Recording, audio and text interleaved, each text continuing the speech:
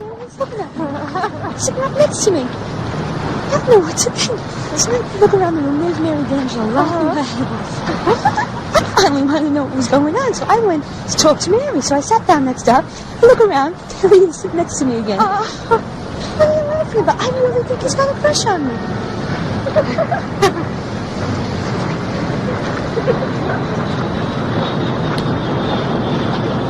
He told Mary D'Angelo she would buy me a slave bracelet. During lunch hour today, he took my hat off and threw it over the fence. The classroom, there's Mary D'Angelo. It's incredible.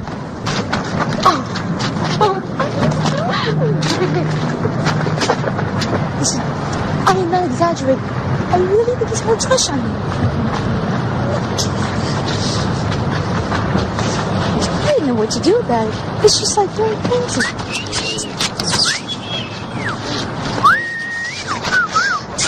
Yes, I really...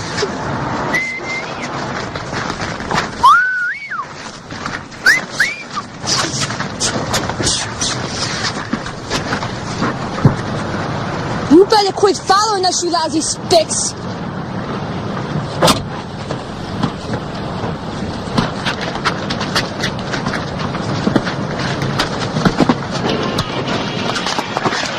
Over here, I got it. Give the ball.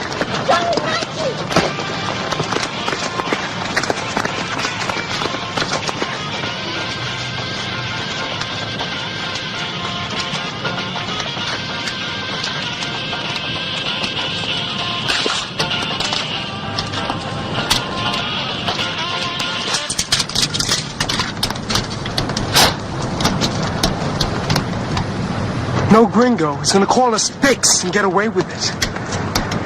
Bam! Get them white guys!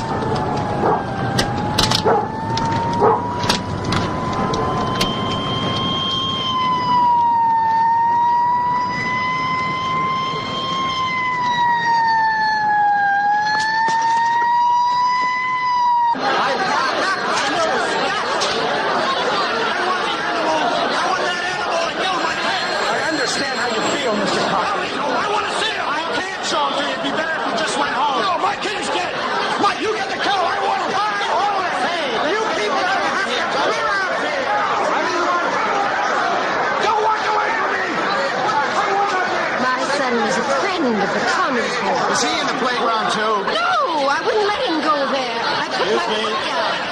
Hold it. What's that? What the hell is this? Mrs. Connors. Mrs. Connors. I wasn't drinking one at a time! Hey, wait, easy. Gangs, and they have the guns, and they have the knives. Hold it down. Them. Are you talking about the Puerto Ricans?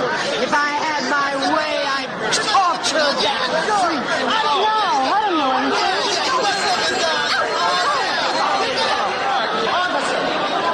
I told you when I came down. I can't say anything. Off the record then. Has he confessed? Is it true he's an addict? They say he's a junkie. Look, the district attorney will be here any minute. Ask him.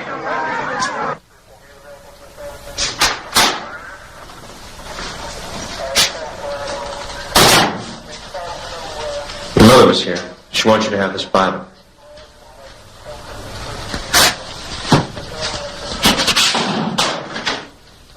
How about something to eat, huh?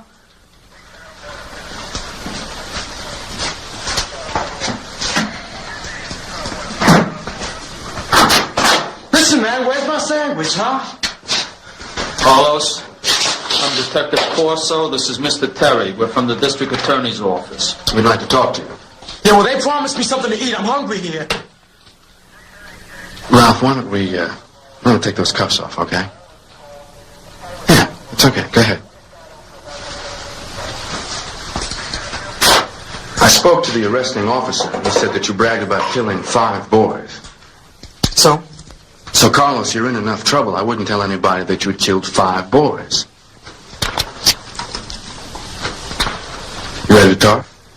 Look, I'm always ready. In fact, I'm ready to burn, okay? In fact, you can bring my mother, she can watch. Listen, man, do you understand I want something to eat? I'm hungry. No more moves. You understand? Walk to me.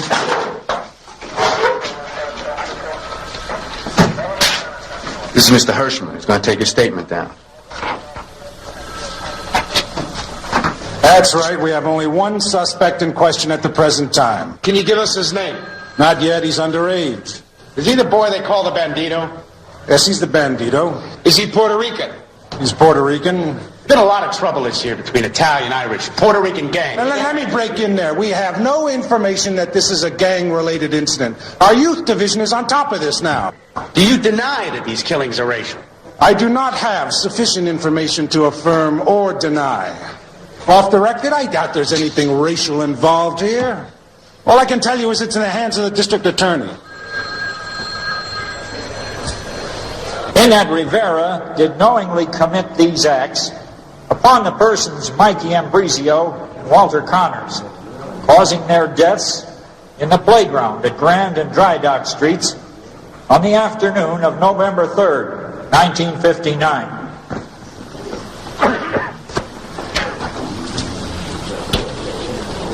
Are you the arresting officer? No, Your Honor, I'm with the district attorney's office. Detective First Grade Ralph Corso, C-O-R-S-O. I have the arresting officers right here. Never mind. What's your name again? Terry, Your Honor. William Terry. I haven't seen you before. I was just transferred to homicide. Good luck. Thank you. Does he understand the charges?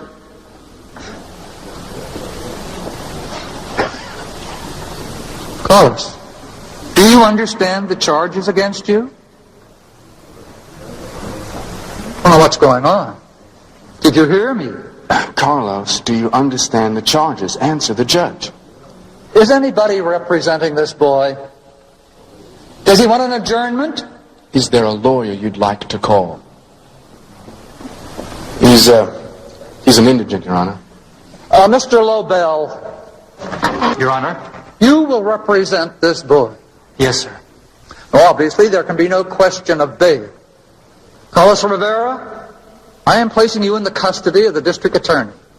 You shall be taken to a holding area until such time as the district attorney has made his presentation to the grand jury. Next call. Come on.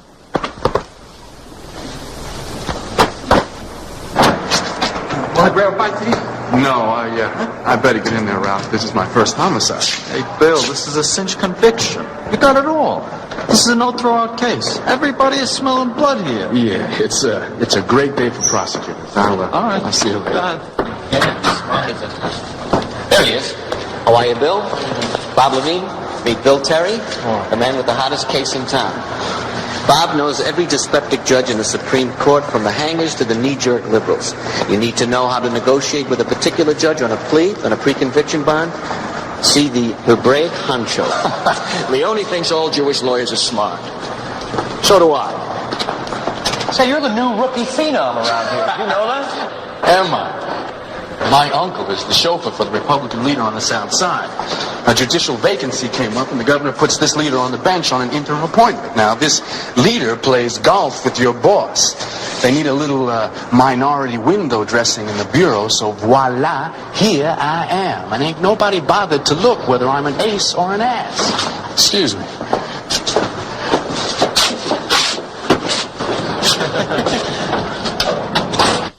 I hear we roused you at 1 o'clock in the morning, Bill. Yes, sir. I hope we showed a little class. Well, I was picked up in a department car, and Detective Corso had a duty stenographer waiting at the station house. You're in the pantheon now, Bill. You labor in the vineyards of forensic noblemen. But I told you that when I appointed you. Yes. Oh, would you like some coffee? Help yourself. Detective Corso tells me you're a crack interrogator. The confession? Yes, sir. 32 pages. Highly detailed, highly elaborate. We have sufficient material for premeditation and conspiracy. Excellent. The kid acted the whole thing out for us. Anything untoward? Yes, sir. Any rough stuff? Oh, well, Lieutenant Corso shook him a couple of times, slapped his cheeks. He was nodding off towards the end. Are you covered on that? Oh, it was fully recorded by the stenographer. Everything is on record, sir. Bill, they've just brought me the proof of an editorial they're going to run tomorrow in the Telegram. Just take a minute. By the end of the year, felony arrests, there's half a book full of statistics here. Now, here it is. Floodgates are down, the dam has burst, the killers of today are the juvenile gangs. And we are unable to cope with these young savages to stop the tidal wave that threatens to drown us all. The police blame the courts blame the legislators recite constitutional guarantees, and all the while our citizens are held in siege. The mindless and brutal murders of Mikey Ambrosio and Walter Connors are the latest in a series that has stunned the city. You get the point? Now, I know what the numbers are. I know what the calendars are like in the courts. I know what the caseload is like in this bureau. But on this, not one damn thing is to militate against a speedy indictment, trial, and conviction. No motions to delay. No postponements. No continuances, okay?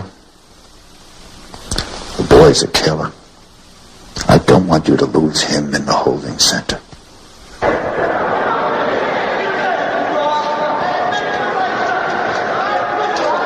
Is he expecting me, Eddie? How would I know that, Miss Lipton? I asked you to alert him. He sure gets a lot of attention for a degenerate loudmouth punk, don't he? Eddie, I would appreciate it if you kept your opinions to yourself. Yeah, well, maybe he'll hang himself in his cell, save us all a lot of money. No, Tony?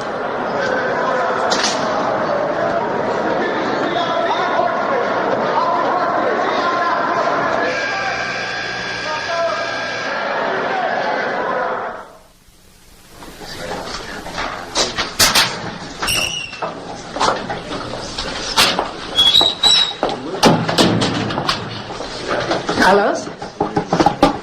I'm Elaine Lipton. I'm sure the other boys have told you about my reading class. That's why I'm here. I'd like to ask you to join us.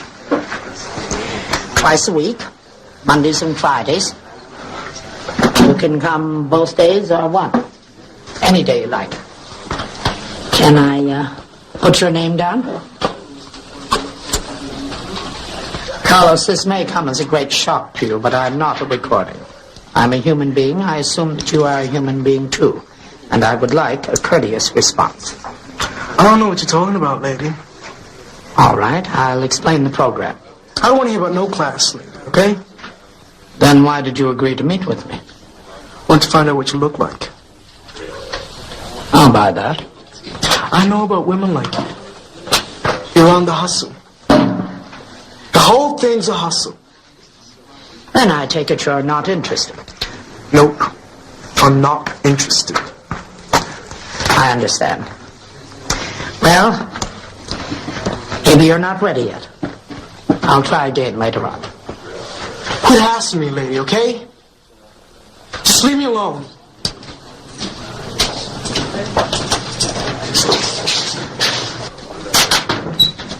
Hello, John. Well, fancy this. You meet all kinds of people in the joint.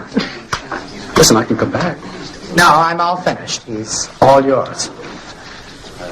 Carlos, it's an open class. I'd like to have you.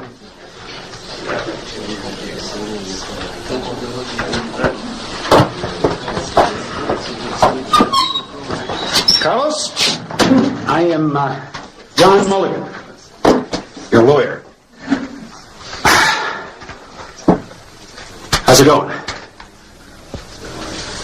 Are they treating you all right? How's the food? Well, so much for the small talk. Where's the other guy? Lobel? Oh, he was just assigned to see you through the arraignment and pre-trial hearings, do a little paperwork. I'm your lawyer, as of right now. How come? Well, you're a fancy case. So the court appointed a fancy lawyer. Well, what are you worried about? I'm not costing you a dime. Yeah, well, who cares, huh?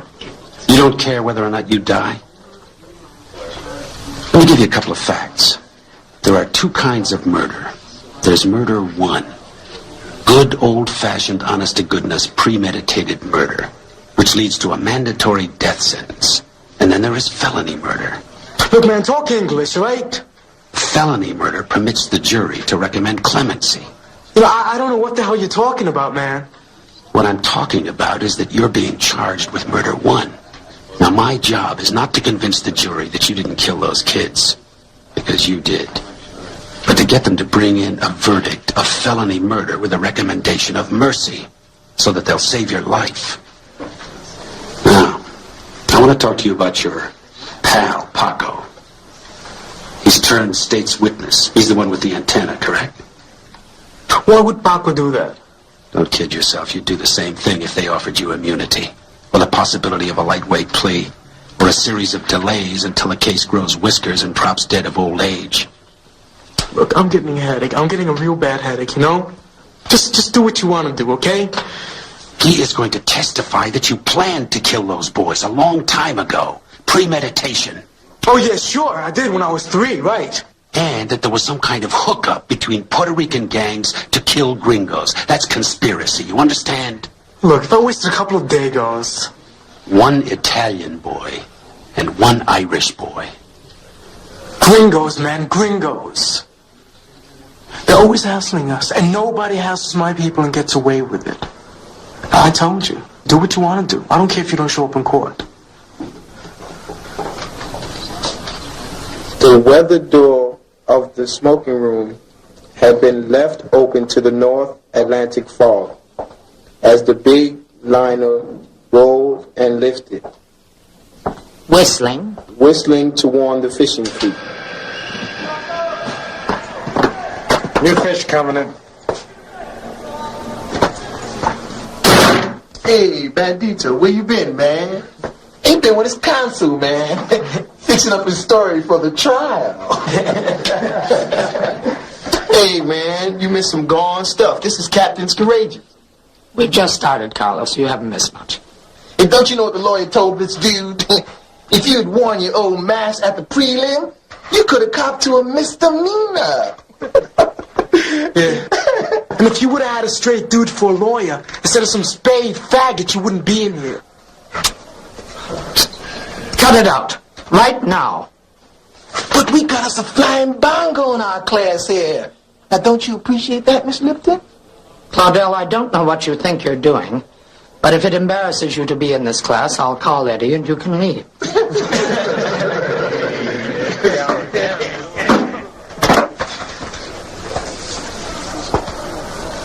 Carlos, have you heard of this book? Do you know Rudyard Kipling? He's the bandito. He knows everybody. Roger, would you continue reading, please? That Cheney, pronounce it Cheney, Roger. That Cheney boy's the biggest nuisance on board. A white-haired German reached for a sandwich and grunted between bites. I know their breed. America is full of that kind. Well, America is full of that kind also. Odell, I am not going to let you disrupt this class. Now, I'm warning you, and I am not going to let you bully me. You're not gonna bully me, lady. How come you always calling on niggas to read these jad books? How about the Ricans? How come you never call on no Ricans? Carlos, would you continue reading, please?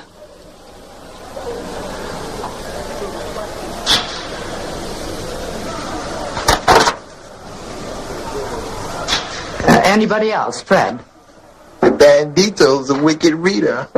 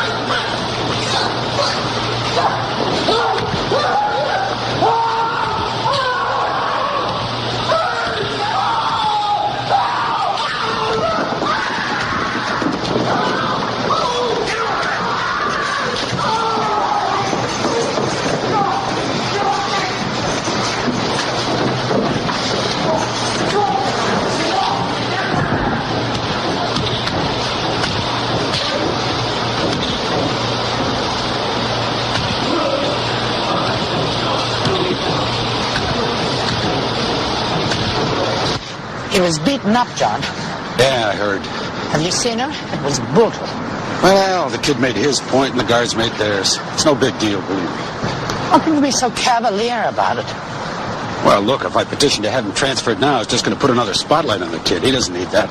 Not now. I certainly don't need it. We're in far more serious trouble than a black eye and a few facial contusions. What do you mean? I can't get Terry to reduce the charge. He's going for murder 1. Did you hear what I said? They're going for the death penalty. But he's just a child. So are his victims.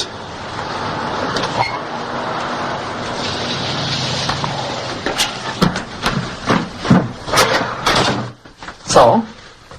Well, that's what I keep getting, Elaine, wherever I go. Why are they doing this? Well, they have to. It's been a bad year. Too many killings. Here. People have to be shown that we're not totally out of control in this city. So they're going to make this boy a scapegoat. Oh, I can't believe that they think that they can put together a jury that'll want this kid to die. Oh, no? Listen, you want a fire? Yeah. John, I'm not going to sit by and watch this happen. It's monstrous. Must be something I can do. Tell me. You're a clinical psychologist, right? Correct. Are you still qualified to run tests? Of course. Well, you want to work up an evaluation for me? Test him. Score him. I need to know what his competence was on the afternoon that he walked into that playground. Now, that might help. I'll set it up tomorrow morning. Want some tea? Oh, yeah. Listen, I may be able to squeeze a few dollars out of the office for you. Oh, please. Well, I don't know. Paper clip, something. Puertorriqueños. Do they look Hispanic? You can say Puerto Rican, you know, it ain't dirty or nothing. Are you in pain? I got into a fight. I've been in fights before, you know? Nothing hurts. Just quit hassling it, all right? I'm not your cellmate. Let's get that straight from the outset. We speak to each other. We do not bark. Okay? I apologize for embarrassing you in class. You didn't embarrass nobody, right? I asked you to read. That was dumb. Yeah, well, you ain't no fortune teller, so how could you know I can't read? I singled you out when I should have asked for a volunteer. What do you think these kids are doing? Hustling money. And what's happening here? Mother's dying. How do you know that? Well, you gotta be blind. The way the baby's holding on. How do you know it's a mother and child? What is this garbage, huh? What do you call this thing? It's the storytelling test. And it's gonna show up from a faggot, right? That's a big word in your vocabulary. Did you know that? You married? I was. Yo, maskless? I'm a widow. He died. No kids? I have a son. He's in Texas. What's his name? Tony. Are you testing me? Is that what this is? To drag, right? To drag. All these questions. I'm not a cop. Well, you ain't kidding either. I'm not your enemy. No? No. So then what are you? You are my lawyer. You are my priest. You're my teacher, because I ain't learning nothing. You sure as hell ain't my mother. So, what are you? If you were that sore at me, then why did you agree to the test? I don't know. Come on. All right, it's just something to do, that's all. Carlos, this is my job. I work with kids like you. What do you mean, kids like me? Kids who are in trouble. Yeah, for kicks, right? Like the nuns. The nuns? What nuns? Carlos, I'm trying to help you. Well, who cares, huh? A lot of people care. I don't know what the hell you mean by help me. I don't know what for. They're just gonna burn me. No, they're not. We're not going to let them. Tell me about the nuns. They ran the poorhouse. Puerto Rico. Yeah. You were brought up there? Should have run away is what I should have done. Why? I was there 8 years. 8 years, and I never learned nothing. There's no school or anything, no classes? They were nuns. You're not making sense, Carlos. Nelson, what do you know, huh? You ain't no different than all them other gringo broads. Yeah, you work with kids in trouble, right? I've been there, lady. I've been there with women like you.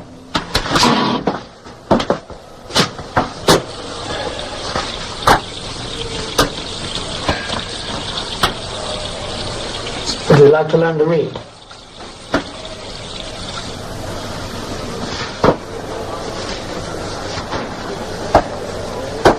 You want to know what the nuns were good for? Huh?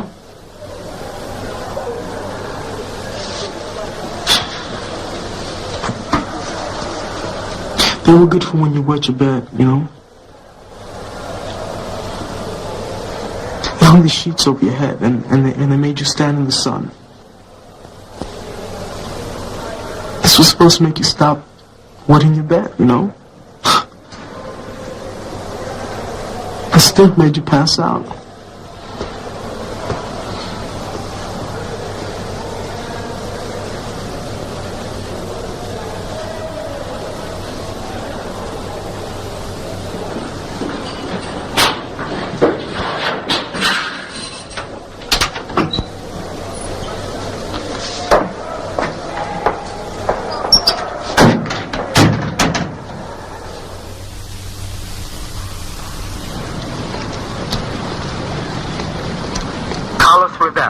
Tape 3, Side 2. 4 sessions, totaling 13 hours. Regime seems to be working after an awkward beginning. He's begun to work on a few simple reading exercises. He's hungry to learn, but dares not show it. Learning is equated with a lack of machismo, or common dynamic. I have now a full picture of institution in which he was raised. Not only a poorhouse, but an insane asylum. He fell asleep every night with the screams of the insane in his ears. His mother worked in the kitchen, on a remote corner of compound, virtual separation, at a time when he needed her most. Stayed apart for 9 years. He saw in this a violent rejection. It was devastating, but deprivation.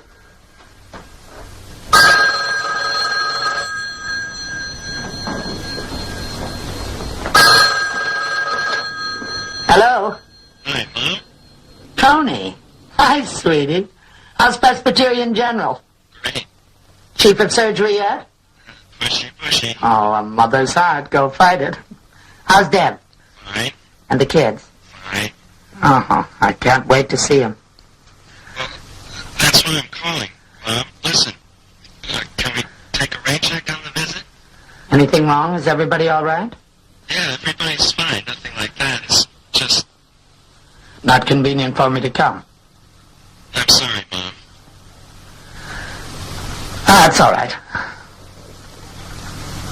Tony? I said it's all right, okay? Call you in a couple of days. Okay. Goodbye. Bye. My name is Rivera. I am an inmate in the men's house of detention. Good.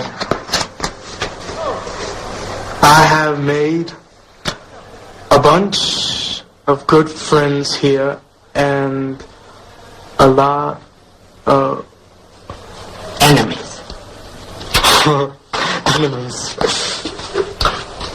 When I get into a jam in this place, it's mainly because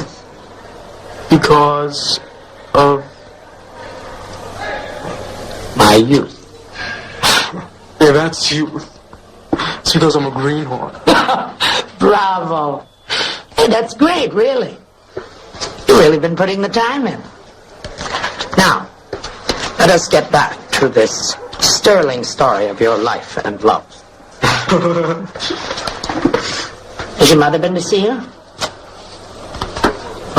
No. Would you like her to visit? We could make out a 3412 and send it to her. Well, now you're able to make it out yourself, aren't you? I get it. So wouldn't it be something if some morning she went down to the mailbox and found a letter from you? Are you deaf or something? I said forget it, okay? Okay. You'll come to it yourself. Later on. When you're ready. So will you quit hassling me about my mother? Huh? But get me out of here, okay? Come on, let me out of here!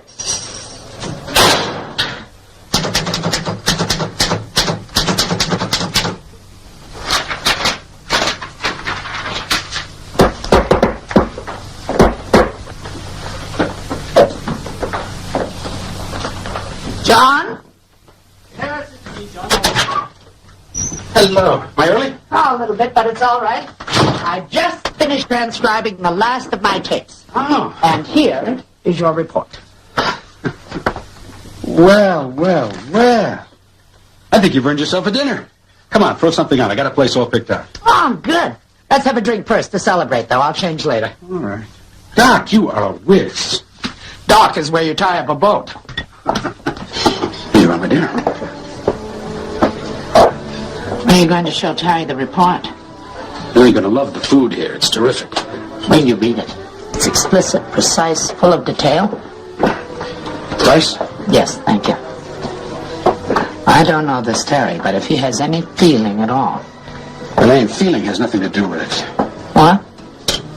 Look, I may as well tell you right now, we're not going to be able to use that report. We're not going to meet with Terry. Are you serious? It wouldn't do any good. Believe me. John, this boy was incompetent when he killed. He didn't understand a single consequence of his actions. Got to make Terry see this. You ready? Let's sit down.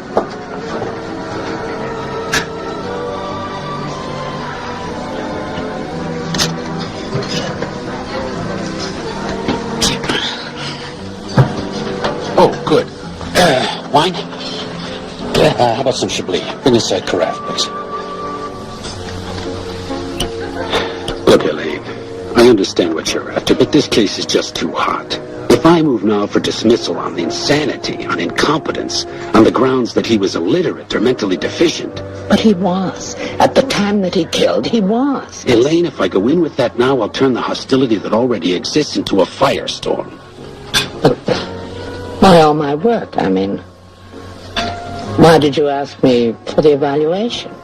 Because it's a capital crime, and you grab at straws. At the time that I asked you, I really thought we might be able to use it. But you can use it. I want you to try to understand him. I don't want to understand him. John, I don't understand why you're so passive, so mechanical about the death penalty. Elaine, my having a moral point of view about this kid has nothing to do with anything. What I need is a stick of dynamite to blow a hole through the charge that he killed with premeditation. Well, that's all right, I'll pour. Now, he did stick a knife into those two kids, killing them. Now, I say he killed them one way, and they say he killed them another. If I can convince the jury that he killed the way I say he did, then I'll keep them from strapping him into that chair and frying his little butt. You're quite a titan, aren't you? All right, Elaine, so you think I'm a heel. Elaine, I'm not a psychiatrist. I'm not a priest. I'm not a professor in the humanities. And I'm certainly not a poet. If I'm anything at all, I'm a fair to middling country lawyer and a damn good tactician. And no amount of feeling from counsel or understanding will save that boy. But technique will. If we're good enough. I'll call Terry myself. No, you won't. Oh, yes, I will. If there is any meaning at all to what I am doing with my life, then I'm going to ask Terry to reduce that charge. Good luck.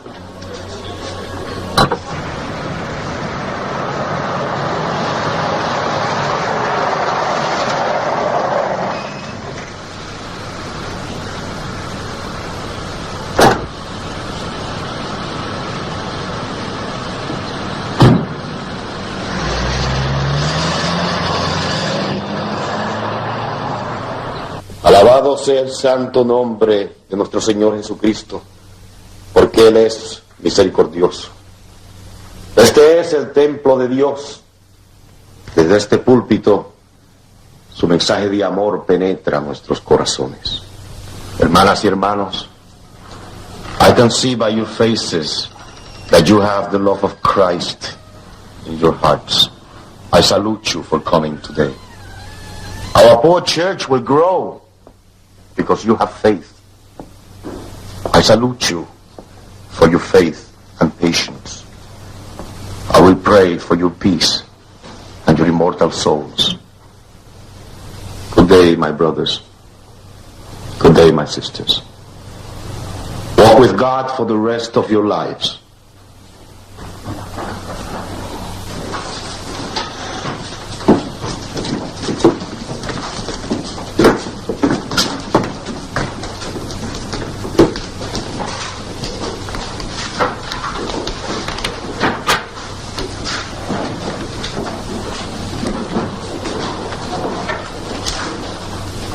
Mr. Lopez, my name is Elaine Lipton. I'm a clinical psychologist. I wondered if I might talk to you about Carlos Rivera. I will not talk with anybody on the subject of Carlos Rivera, ever. Porque tú estás en tu iglesia y eres tan puro. Cállate, María. Mr. Lopez, I wonder if you understand that if Carlos is convicted, he'll be sentenced to die. I thought that as his father... I am not his father. His father is in Puerto Rico with his horse. To call me his father is the worst insult of all. Well, then, perhaps you would permit his mother to see him. He is the devil's son. He's a grief to my wife. At 12 years old, he was already a drunkard, a pimp, a thief. In reform school in Puerto Rico, he stabbed the guard and escaped at 13. He has disgraced me, my poor church, and my name in the eyes of Jesus Christ. He's an animal. He's filth. He's not fit to live. Mrs. Lipton! My husband is blind when it comes to Carlos. You can do this on your own. No. You have no choice, Maria. He's my husband. Why are you so afraid of him? Does he beat you? It's not important. Yes, it is important. For God's sake, you're not in bondage, Maria. You're not a dog that he can pull around on a chain. Please, don't talk to me like this. Be honest with me, Maria. Do you think that Carlos deserves to be where he is, to be punished, to die? Be killed. Maria!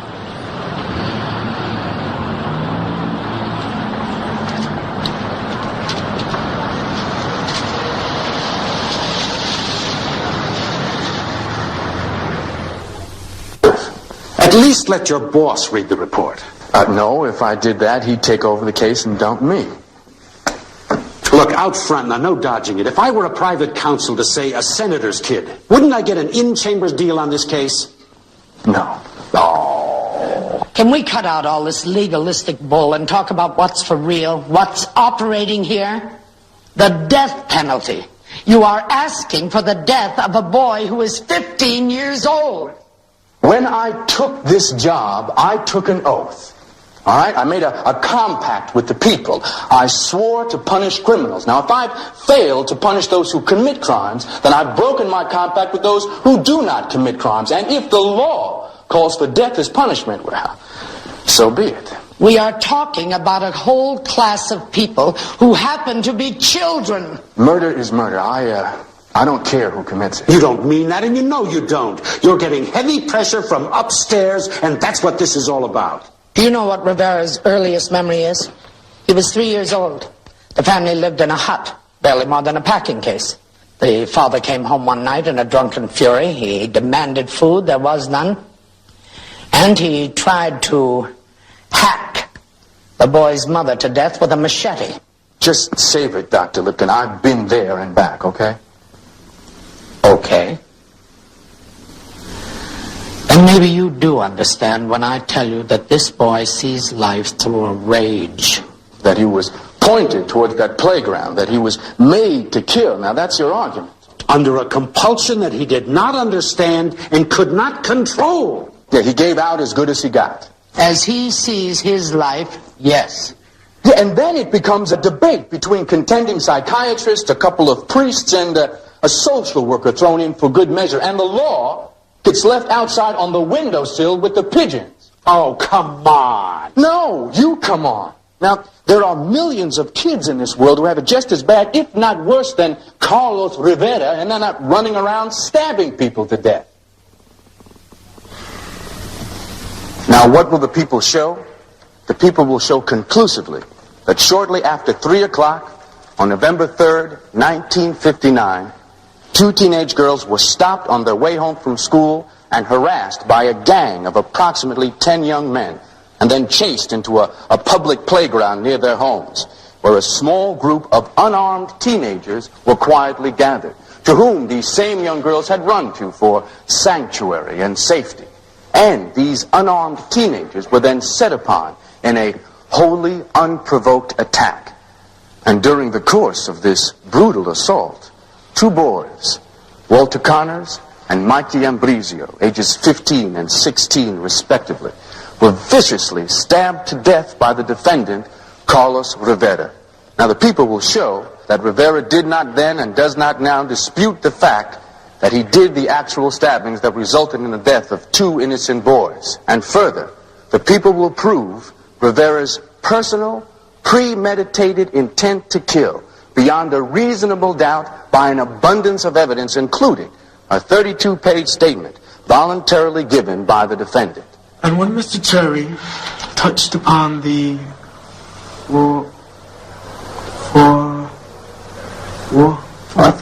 forthcoming testimony of Paco Sanchez, the prosecution's key witness and Rivera's lieutenant at the time of the killings, the bandito was seen to squirm uneasily in his seat.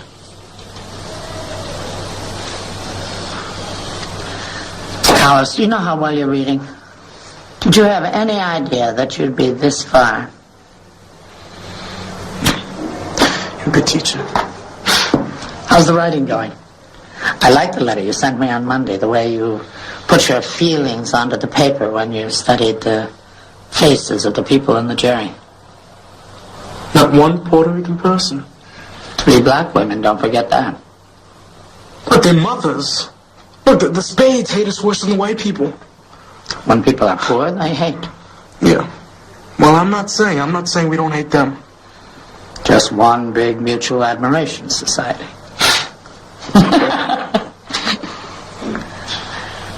Carlos, there was one thing in your letter that I didn't quite understand. Here.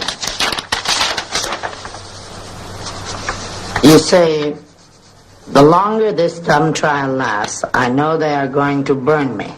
I'm not scared. If they burn me, they'll remember me. It's a relief.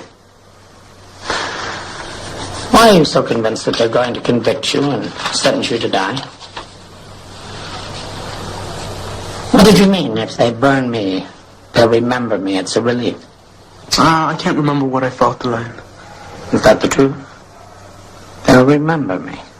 It's a relief. You must have been feeling something. What was it, Carlos? Who the hell knows? I thought it's very clear. What were the feelings that made you write the words? I was thinking about the 2 kids. Wasted. What did you feel about the kids?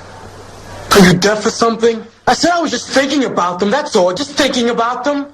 I am not in the next county. Lower your voice. What the hell do you want from me, huh? Will you tell me that? I want to help you to know yourself better than you did when I first met you. What for? So when they strap me down and jolt me, I know who I am? Stop it. Nobody's going to strap you down in the chair. We're not going to let them. Elaine, I'm dead. Don't you know that? I was dead when they hustled me into the station house. I was big and nobody can change that. No, I never saw Puerto Rican kids use that playground. Mostly it was us. By us, what do you mean? Irish kids and Italian. Some Polish. Joey, how long have you been going to that playground? All my life. I live over there. Are you a member of a gang called the Gladiators? No. Are you a white knight or a destroyer? No, sir. Are you a high hitter or an assassin? Objection! What are you objecting to? Your Honor, may I approach the bench? Come along.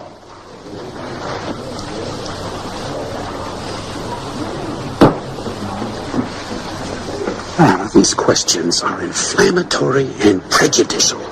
I don't see that, Mr. Mulligan. From the very beginning of this trial, my client has been painted in lurid and sensational colors. And now Mr. Terry stands here and rattles off the names of these gangs as if they were death squads. All right, now I'm going to overrule on this because the line goes to a pertinent area of inquiry. But I will also inform you, Mr. Terry, that just 2 names would have been sufficient. Yes, sir. Joey, in your own words, would you tell us why you think Rivera's gang invaded the playground to attack? Objection, Your Honor. To what? Invaded. You're asking for conclusions. That playground is not now and never was the sole and exclusive property of the witness and his friends. Sustained. All right. Why do you think that Rivera and his gang came into the playground to attack you, Joey? Objection. The word attack. No, not this time, Mr. Mulligan. Overruled. Joey? Because we're not Puerto Ricans. And we were here by the fire when you came into the playground. Who? The bandito.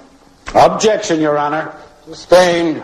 The defendant has a name, Francine. I've cautioned you about this before. I'm sorry.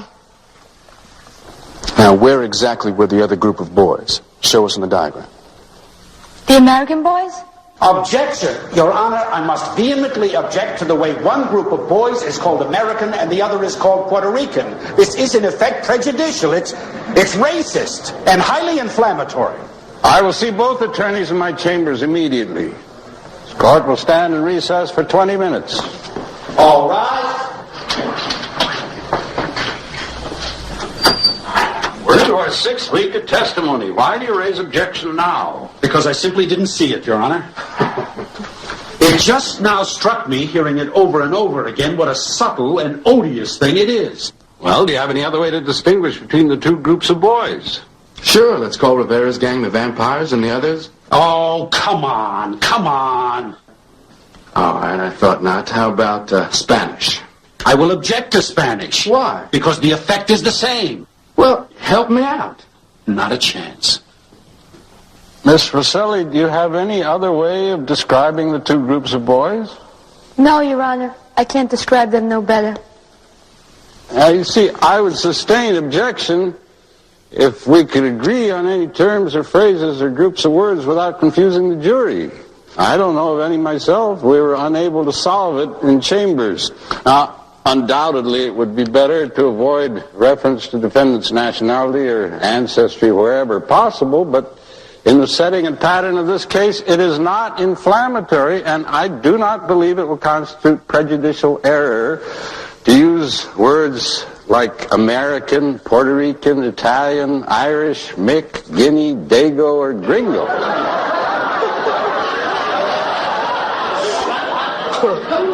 Do you see what's going on? Sure. Well, what the hell are you laughing at? I'm laughing because it's funny.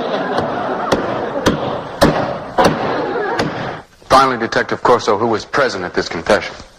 I was present along with yourself and Mr. Hirschman, the duty stenographer. I offer this confession as People's Exhibit B, Your Honor. The clerk will enter it. No further questions at this time, Your Honor.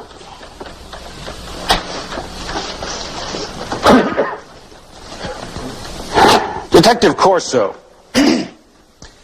when you arrived at the precinct, did you talk to Rivera directly? No, I spoke to the detectives first, and then the arresting officers. Well, how long after you arrived did you talk to him? Or at least see him? It was a while after. 10 minutes? Longer.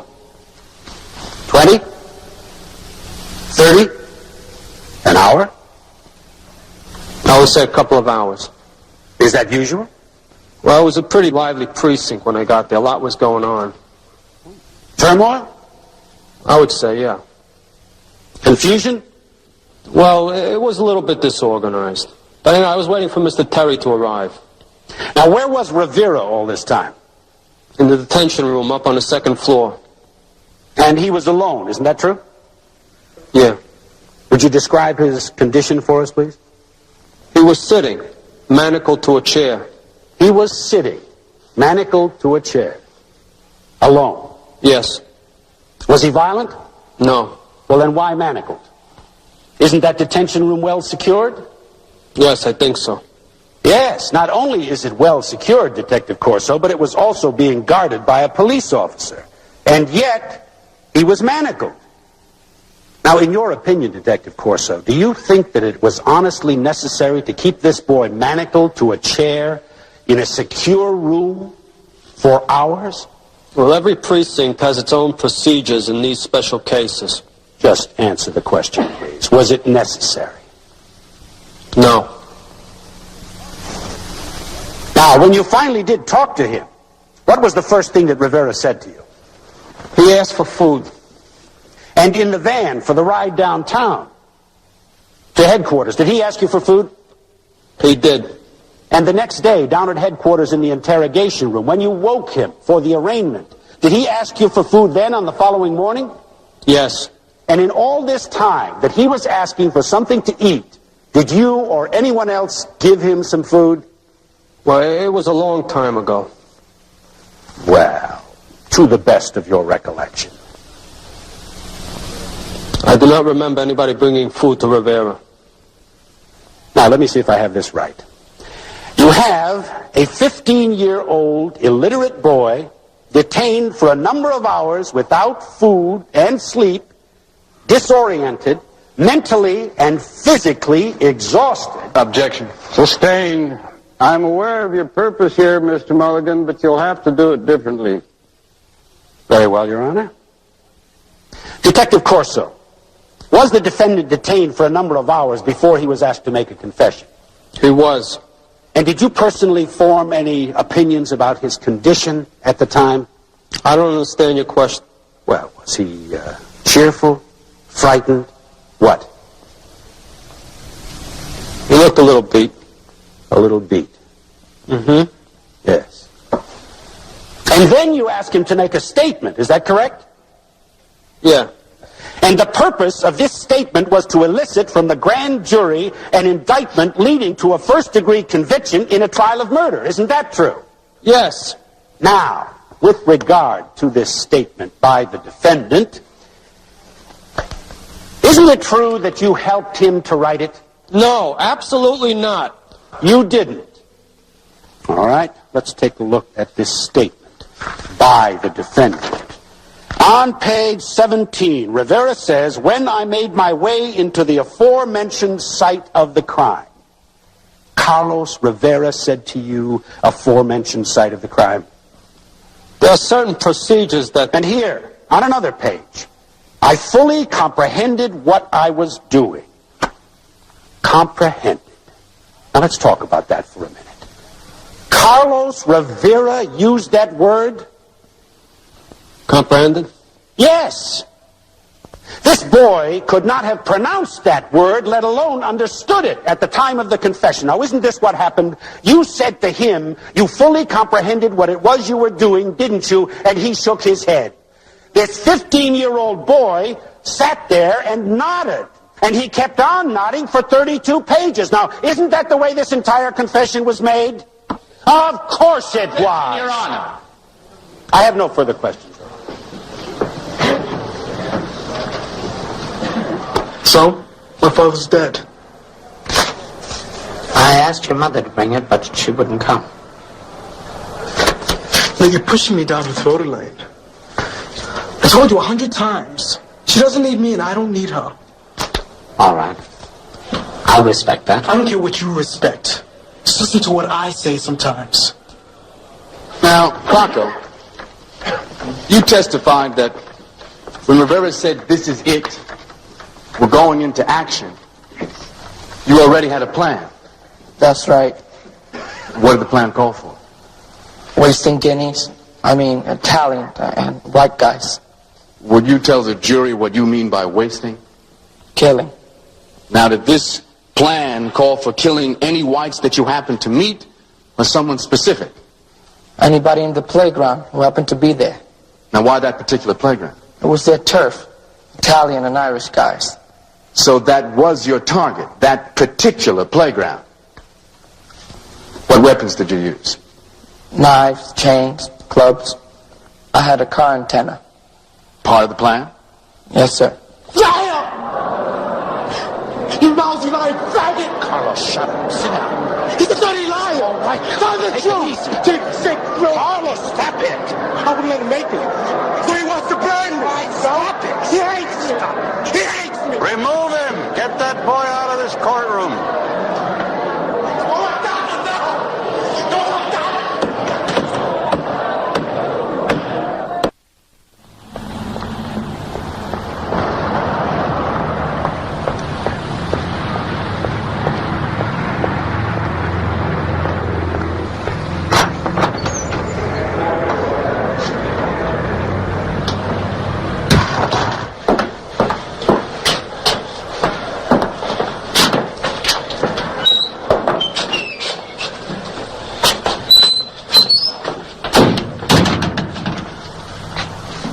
What do you look like?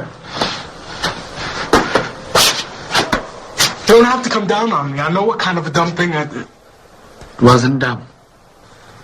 Man, I shouldn't have blown up like that. The moron I am. I shouldn't have lost control. I should have known better. He was your friend. He turned against you. We known each other since we were little kids, and I never done nothing to him. Now he goes into something like this. He hurt you. And you reacted. No, it's true. It's true what I said. He was always making passes at me. Just wouldn't let him make a run at me, that's all. But it's true. I believe you. Why? Why would he do something like this, huh? To save himself. Carlos, something very important is happening here. For the first time, you feel how serious the situation is. When you blew up in that court, I knew that you finally realized the kind of trouble you were in. Do you understand? His testimony can be very damaging to you, and you let yourself feel it. He betrayed you, abandoned you.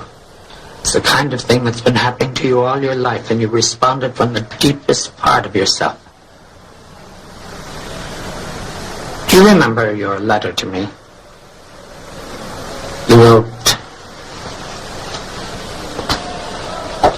if they burn me, they'll remember me. It's a relief.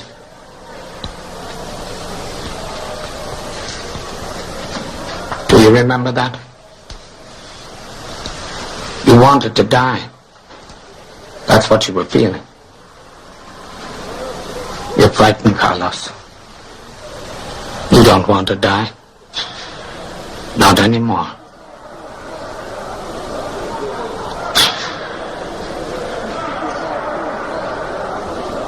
No, I don't remember saying that.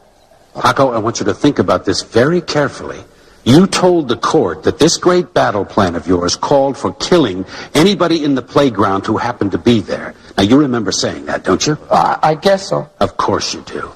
Now tell us, when you got to the playground, did you stop at the entrance? Yes. And then when you saw who was in the playground, you told Carlos, it's not them, it's not the gladiators. Yes. Now, who were the gladiators, and why were you so interested in them? They were a gang of white kids. They used to bop on us. Oh, so you wanted to get back at the gladiators, isn't that true? Yes. But you told us that your plan called for wasting everybody and anybody in sight, didn't you? I don't know. Of course you know. There never was any plan for wasting everybody and anybody in sight, was there? I don't remember. Oh, I think you do remember, Paco. But let me refresh your memory about what really happened. The The gladiators were a gang of kids who used to chase you out of the playground because they felt that it was their turf. So one afternoon, you decided to go in there and rough them up a little bit, throw a scare into them, didn't you? I don't know. You told Carlos, let's have a few kicks, let's hassle gringos. Didn't you? I don't remember. Hassle, not kill. Now, hassle does not mean kill, does it, Paco? No. Of course not. There never was any plan to conspire or to kill anyone, was there? And wasn't it your idea in the first place to have a few kicks? Didn't you put that idea into Carlos' head? No. I think you did, Paco. An impulse. You were hanging around. There was nothing much to do. It seemed like a charge to hassle a couple of white girls, chase them into that playground, and then knock a few gladiators around. They do it to you, you do it to them. No, that's wrong. Only you couldn't find any gladiators, just these other boys and girls, but they were just as good. Knock them around a little bit. Bloody a few noses. You never meant to kill anybody, did you? You made that story up. You lied. Isn't that true? I didn't! Objection, Your Honor. He's badgering the witness. Overruled. Paco, you talked to the district attorney, didn't you? Me? Yes, didn't you talk to the district attorney after you were indicted? Yes. Yes. Now, you and Carlos were indicted together, isn't that true? Yeah. But then you talked to the district attorney, and your trial was severed. Now, did anybody promise you anything? No. Nobody promised you anything. Nobody told you that your case would be separated and that they would go easy on you if you became a state's witness? No. Or perhaps that you would be held in a detention center, and then when your trial did come up, that you would be sentenced only to time served and then released? Now, isn't that what happened? It didn't happen, it didn't. But your case was separated, wasn't it, after you talked to the district attorney? Yes. Yes. Your Honor, I'm finished with this witness. A child growing up must have some sense of safety, some place of safety in his environment where he can receive the moral and ethical nourishment, emotional nourishment, to grow up to be a reasonably balanced human being. Carlos, from the day he was born, had no safety. In all of the experiences that I have had with youngsters, this is one of the saddest and unhappiest lives that I have ever seen. There is a terrible logic that led to the day in that playground. Thank you, Dr. Lipton. I have no further questions, Your Honor.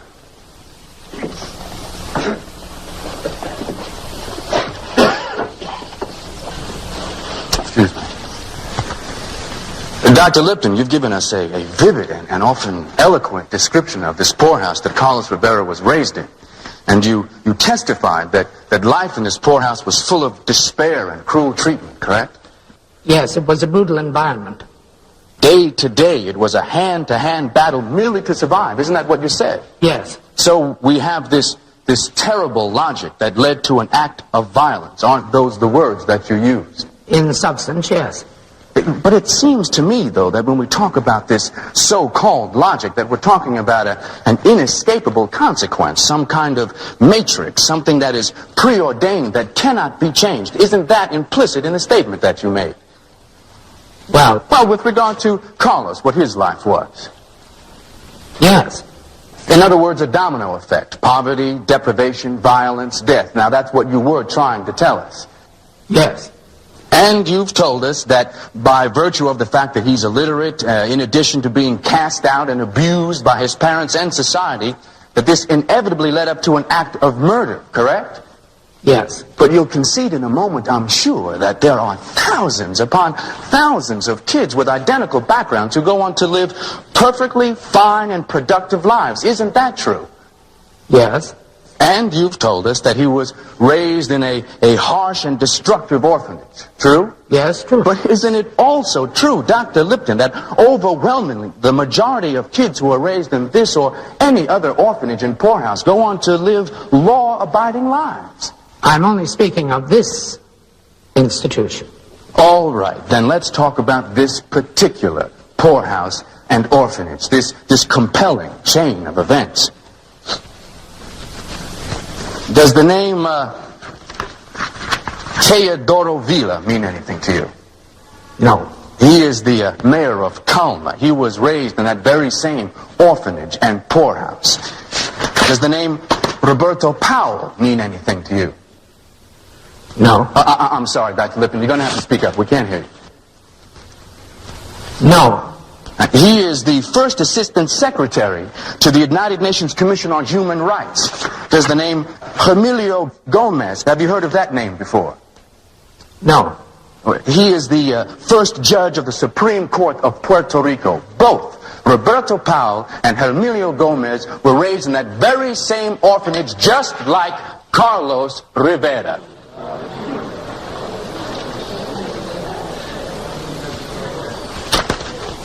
So much for this tragic logic that brought us to that afternoon in the playground.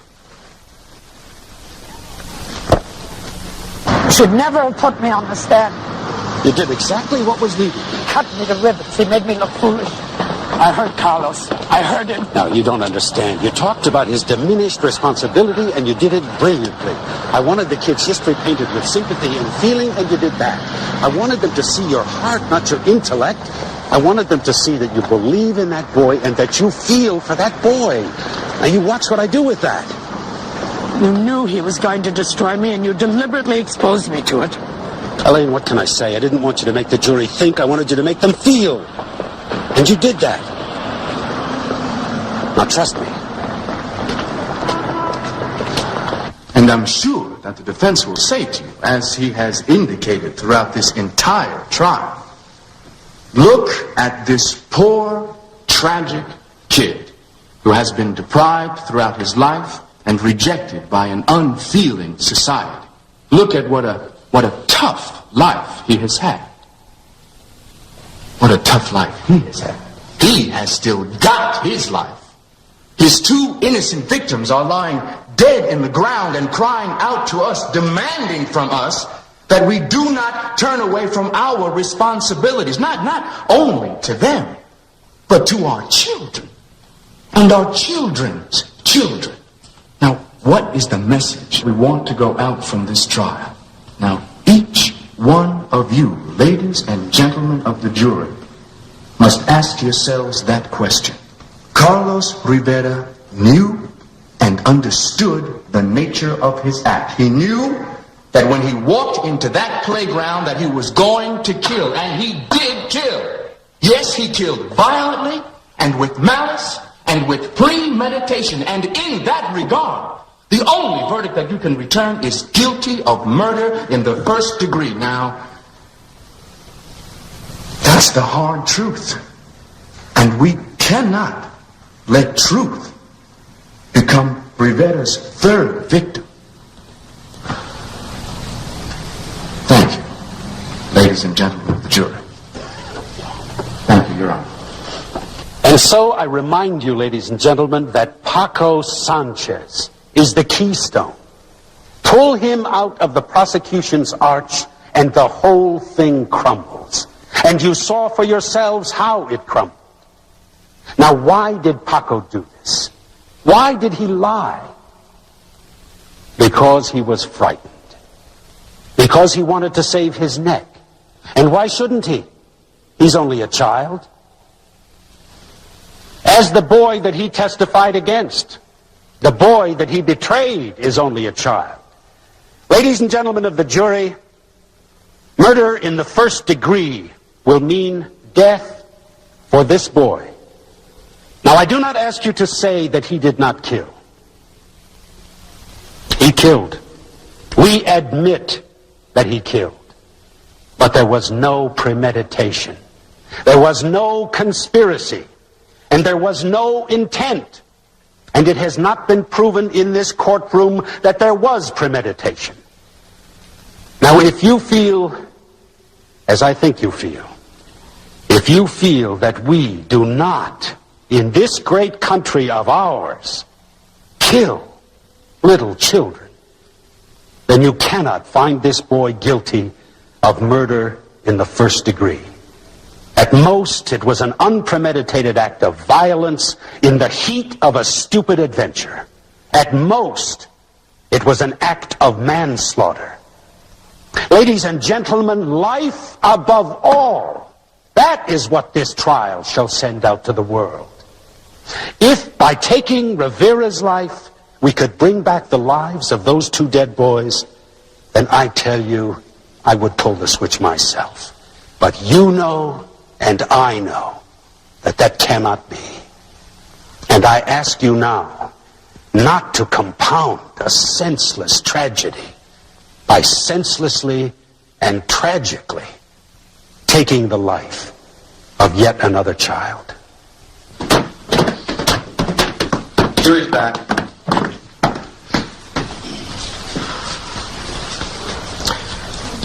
Listen, no matter what happens, I understand what you did for me, how hard you fought. Never got much of that before. Okay, so, thanks.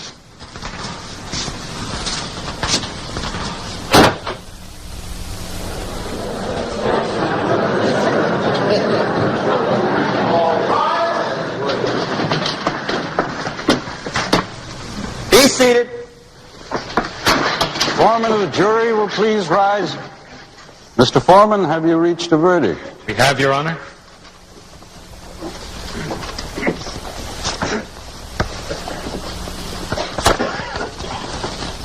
Defendant, rise. Face the jury. Mr. Foreman, read the verdict. As to count 1 of the crime of murder in the first degree, guilty as charged. As to count 2 of the crime of murder in the first degree, guilty as charged.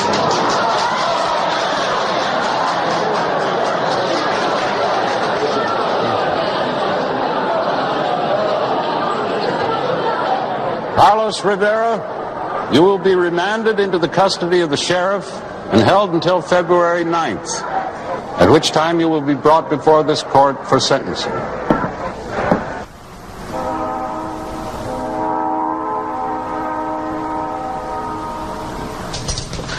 Rivera.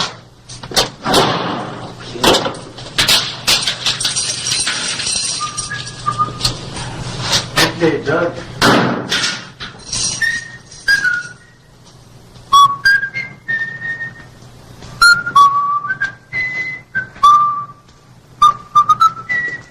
Rivera.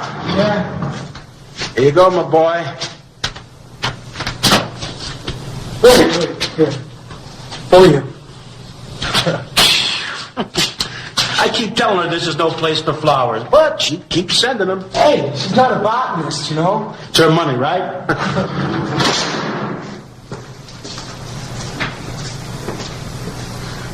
What'd you get?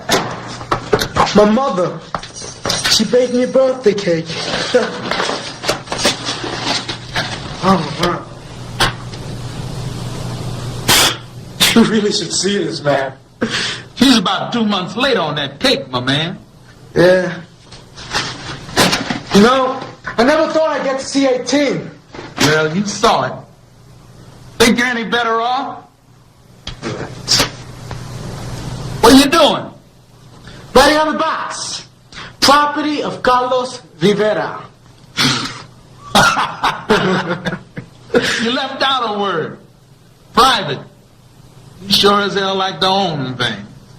Okay. Private. Property of Carlos Rivera. Oh, yes. For a ghetto Rican, you got one bad case of middle class, baby. I gotta stick up for what's mine. You know how it is. I got one of them colored people right next door. I'm hip. Spade cop killer in the street. Well, there goes the neighborhood. Uh-huh. It's time, baby. All right.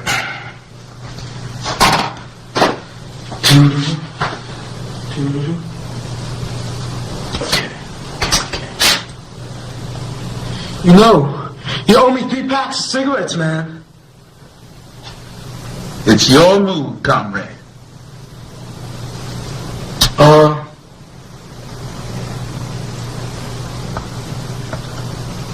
to King 4.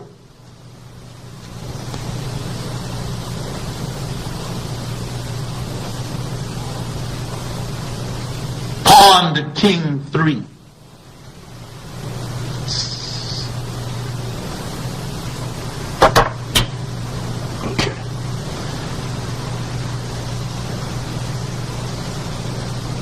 Dear Elaine, I can't tell you what a high it is to know I have a mind. Death Row is a moody place. It has its high and lows. I often find myself laughing one moment and crying the next. I think it has something to do with the chamber we call the dance hall, which is right around the corner. The crazy thing is, the end of my life is 60 feet away and waiting. And I feel no sense of danger. Nothing of the panic I used to feel on the outside when I was free. Or as Woody puts it, allegedly free. Who knows? Death row might be society's best tranquilizer. I'm grateful to Woody.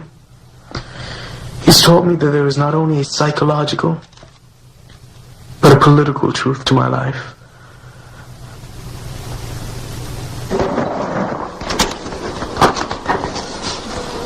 Elaine! Oh, thank God I found you. How are you? You know, it's been months. Damn, it's good to see you. Come on, I've got time to buy you a drink. No, wait, just a minute, please. What's the matter? Something wrong? I've got 2 weeks to get our clemency petition to the governor, and I cannot get Bill Terry to sign. Oh, hey, are you still riding that white horse? Haven't you had enough? I've got the First Lady, I've got the trial judge, I've got the mayor. It has been 3 years. I've been all the way up to the Supreme Court on this case on appeal, and I have been turned down. We've done all that we can. No, we haven't. You can do it, John. You can get him to sign. Elaine, it was Terry that put Carlos on death row in the first place. That's why his name carries so much weight. Oh, John. I think I just ran out. I'm tired. I wish I knew what the hell it is you're after. You're chasing a ghost? Boy that you defended doesn't exist anymore. He's grown so much, John. So true. I know. I'm aware of that. We can't let him die. Don't fight me on this. Please do it. You're touched by some kind of madness. You know that, don't you? It's suicidal.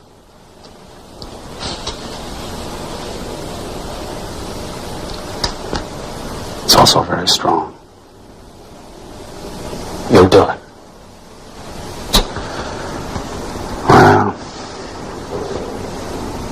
not until I get at least 2 good belts of scotch in me. And this time, you're buying. Come on. Du Bois. William Du Bois. So what's the work? Encyclopedia Africana. I don't know how many volumes. You haven't studied or done any work today? Why not? I don't know. You feeling all right? Yeah. You know, I'm getting awful sick of your moods, my man. Now, what's wrong? I don't know what's wrong. You still worrying on that denial? Don't worry about your appeal. And I told you that 100 times. There's too much fussing and fuming out there. You're gonna beat this thing. I came out of the showers yesterday, and I passed the cell. You were reading a Bible. So what? Why were you praying? I wasn't praying, man. I don't see how you can pray to God and then preach revolution at the same time. I was not praying. You're religious.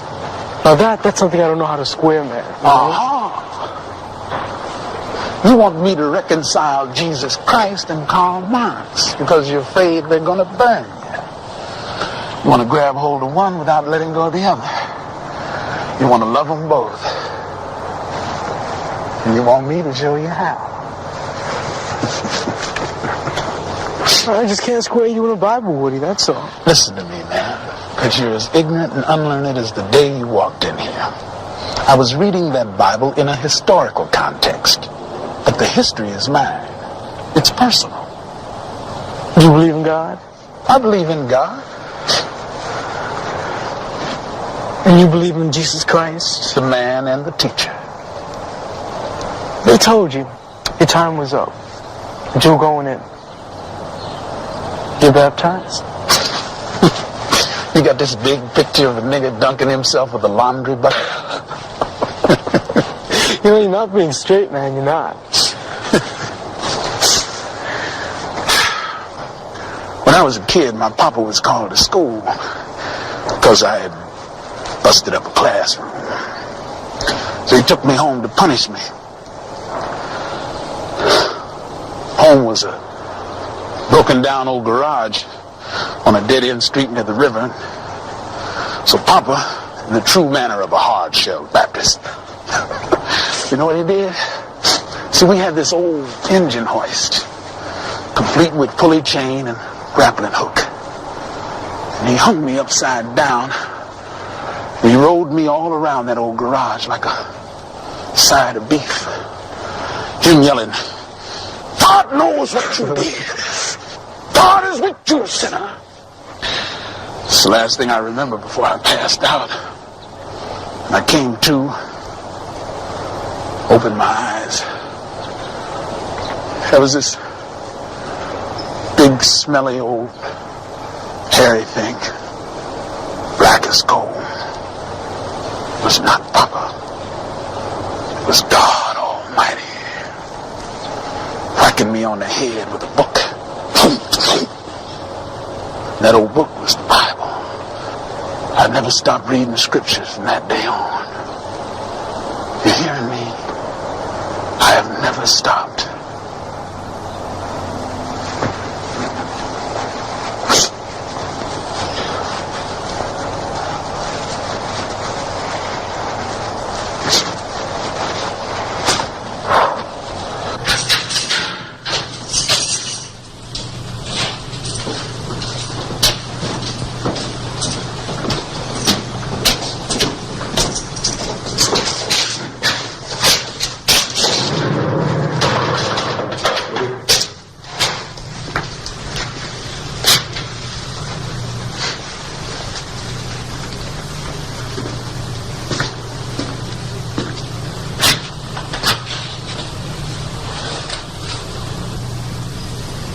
Hustle. It's me that taught you chess. Yeah. It was you. Take care of yourself, man. Yeah. Listen, my time comes. I just hope I can run it out like you. You ever get out of this hole alive? Fight for your people. It's the only thing that makes your being born mean something.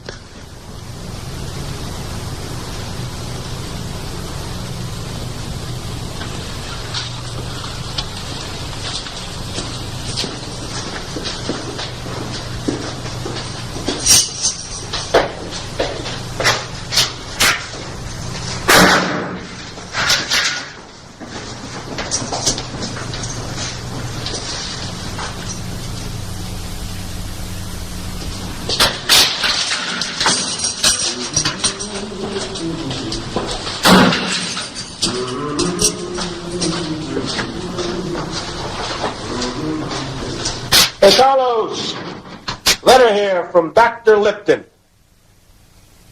Carlos, it's a letter here from Dr. Lipton.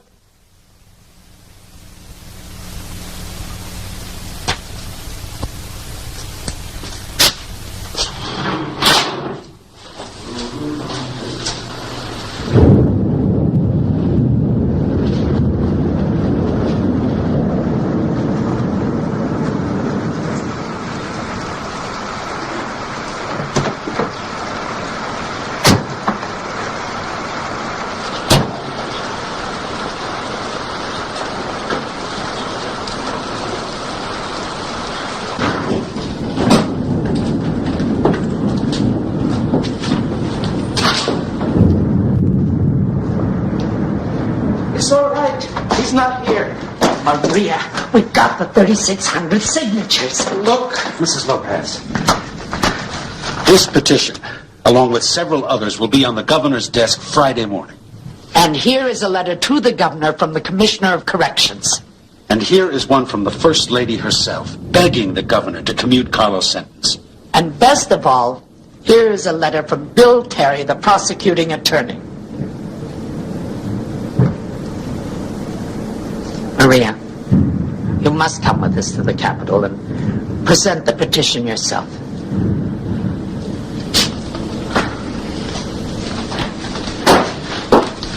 Maria, this is very important. You have no choice. We want you to lead the delegation, Mrs. Lopez. Maria, I know how your husband feels. No, you don't know how my husband feels. Carlos took 2 lives. Now he must pay for it with his own. That's how my husband feels.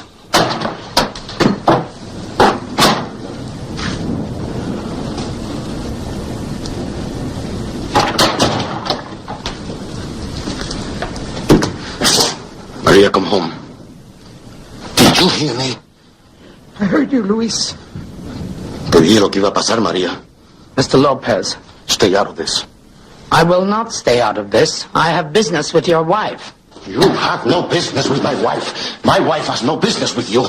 Get out of my church.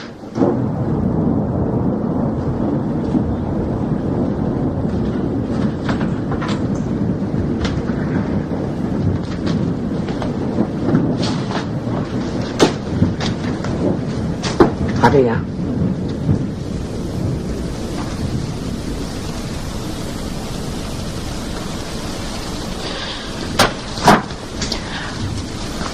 I have to go home to change my dress.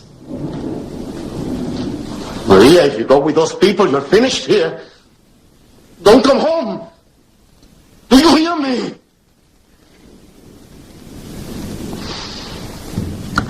I heard you, Luis.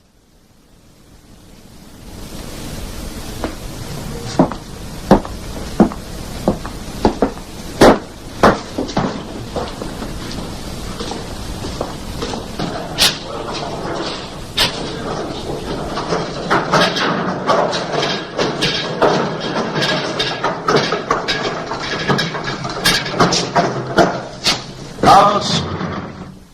Come on, Carlos. Get your food. Hey. Carlos. What are you trying to do? Starve yourself?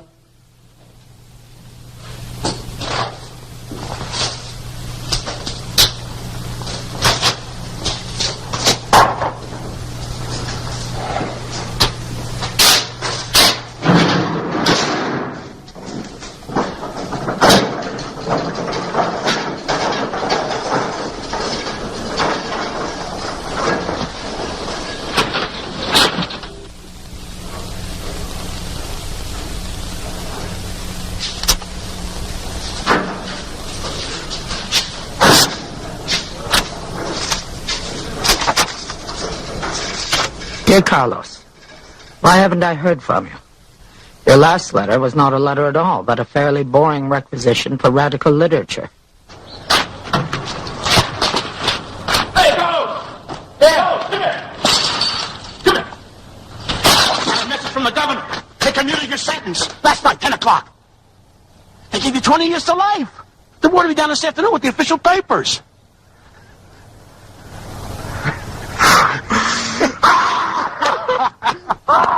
Good boy, good boy.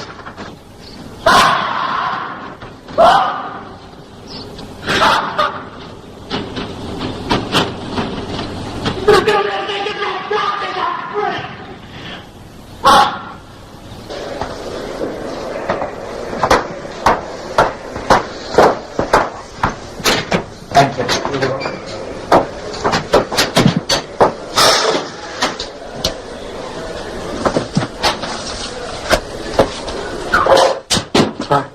Carlos, we did it. We did it. Yeah. Didn't my mother come with you? Well, I think she wanted me to come along just maybe to pave the way first. Well, aren't you going to say hello? Oh, I'm sorry. It's just that, everything's so strange. Carlos, I haven't had a chance to speak about it, but I'm sorry about Woody. I'm truly sorry. Where's the book on Lenin? And the stuff on Malcolm X I asked for, and the study on poverty in prisons? Elaine, you didn't bring it. That's right. But you might comment on the stuff I did bring. Novels. Literature. I don't want literature. I'm not interested in stories, man. What are you interested in, Carlos? The truth. Yours or Woody's? There's no difference. What about my truth? I knew you light years before Woody. I think I've earned the right to an answer to that question, Carlos. I'm not denying you, Elaine. But you turned me around. I turned you around? All right, you gave me all you could to help me. You were there when nobody else gave a damn. Elaine, there was no one more important than you. Then why are you shutting me out? I'm not. I'm not shutting you out. It's just that I've changed, and I'm just trying to find a way to handle it, that's all. You handle it by acknowledging some hard facts. One of those facts is that there wouldn't have been any change without me and my truth. I gave you that change. You're talking as if you invented me. You wouldn't be here now if it weren't for me. Well, you didn't give me life. I gave 3 years of my life to give you life. All right, go ahead, make yourself believe it then, okay? I gave you that life. So what the hell does that make out of me, huh? What? A blank, a zero, a nada? Some empty old can anybody can come along and just dump their garbage into? Is that it? Look, Carlos, I'm not going to let you cut me down. I'm not some part-time nurse that waltzed in here and put a Band-Aid on a cut. You needed me as much as I needed you, Elaine. You get high on people like me. Like a junkie on lost causes. And I'm just your fix. Where were you before I killed?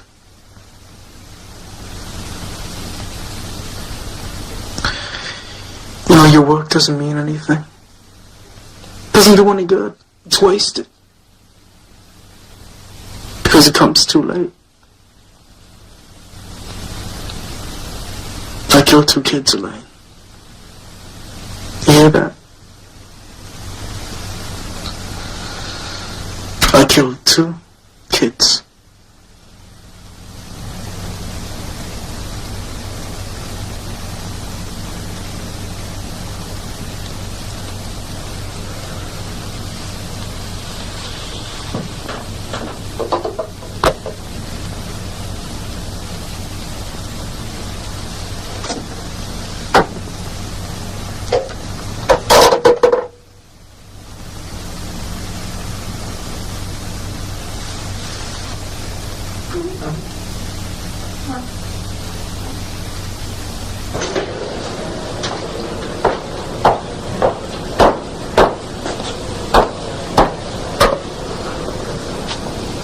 He's waiting for you.